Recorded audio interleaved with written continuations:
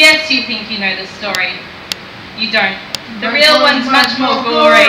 The pony, the one you know, was cooked up years and years ago and made to sound all soft and sappy just to keep the children happy. Mind you, they got the first bit right, the bit where in the dead of night the ugly sisters, jewels and all, departed for the palace of gold, while darling little Cinderella was locked up in a slimy cellar where rats who wanted things to eat began to nibble at her feet.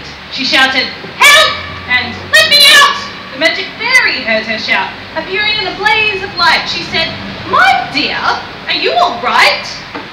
"All right!" cried Cindy. "Can't you see I feel as rotten as can be?" She beat her fist against the wall and shouted, "Get me to the ball! There is a disco at the palace, the rest have gone and I am jealous. I want a dress, I want a coach, I want earrings and a diamond brooch, and silver slippers, 2 of those, and lovely nylon pantyhose. Done up like that, I guarantee the handsome prince will fall for me." The fairy said, "Hang on a tick." She gave her wand a mighty flick, and quickly, in no time at all, Cindy was at the palace ball. She made the ugly sisters wince to see her dancing with the prince. She held him very tight and pressed herself against his manly chest. The prince himself was turned to pulp. All he could do was gasp and glug. She cried, then midnight struck. She cried, "Heck! I've got to run to save my neck!" The prince cried, "No, alas, alack!" He grabbed her dress to hold her back. As Cindy shouted, "Let me go!" The dress was ripped from head to toe. She ran out in her underwear and left one slipper on the stair. The prince was on it like a dart. He pressed it to his pounding heart. "The girl this slipper fits," he cried, "tomorrow morn shall be my bride. I'll knock on every house in town until I've tracked the maiden down." Then, rather carelessly I fear, he placed it on a crate of beer. At once, one of the ugly sisters, the one whose face was blotched with blisters, sneaked up and grabbed the dainty shoe and quickly flushed it down the loo. Then, calmly in its place, she put the slipper from her own left foot. Aha, you see, the plot gets thicker and Cindy's luck starts looking sicker. The next day, the prince went charging down to visit all the doors in town. In every house the tension grew who was the owner of the shoe.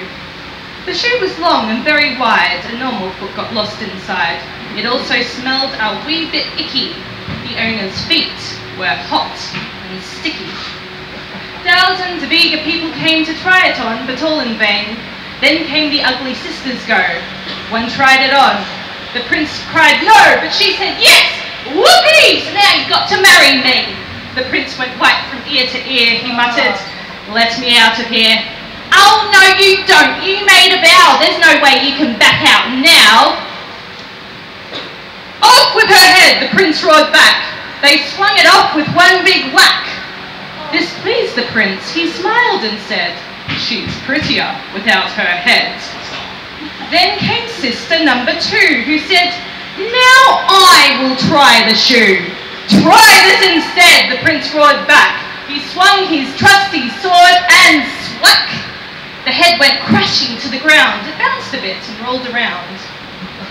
In the cellar, peeling spuds, Cinderella heard the thuds of crushing heads upon the floor and poked her own head round the door. "What's all the racket?" Cindy cried. "Mind your own biz," the prince replied.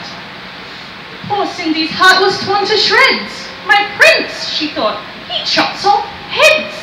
How could I marry anyone who does that sort of thing for fun?" The prince said, "Who's this dirty slut? Off with her nut! Off with her nut!" Just then, all in a blaze of light, the magic fairy hove in sight. Her magic wands went swoosh and swish.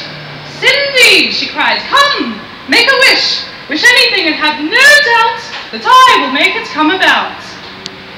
Cinderella replied, "Oh, kind fairy, this time I shall be more wary.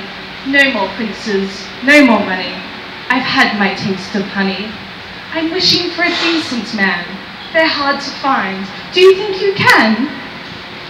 Within a minute, Cinderella was married to a lovely fella, a simple jam maker by trade, who sold good homemade marmalade. Their house was filled with smiles and laughter, and they lived happy ever after.